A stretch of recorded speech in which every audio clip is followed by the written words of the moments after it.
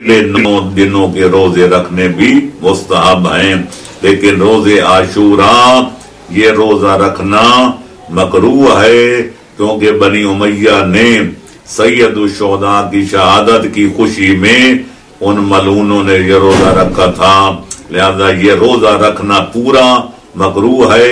अलबत्ता फाका करना सुबह से लेकर गरूब आफताब से तकरीबन 2.25 घंटे पहले तक ये मुस्तहब है, कार सवाब है, और उसके बाद उसको खोल देना किसी सादा ग़िज़ा के साथ, सादा पानी के साथ, ये सारे मुस्तहबात में शामिल है। इसमें कोई शक व शुबा नहीं कि रोज़े आशूरा का रोज़ा रखना बवजह मुशाबहत बनी उमैया के साथ ये रोज़ा रखना मकरूह है, इसलिए रोज़ा पूरा नहीं रखना चाहिए बल्कि फाका रखना चाहिए। और फाके के अहकाम वही होते हैं जो रोजे के होते हैं, लेकिन पूरे दिन का नहीं होता।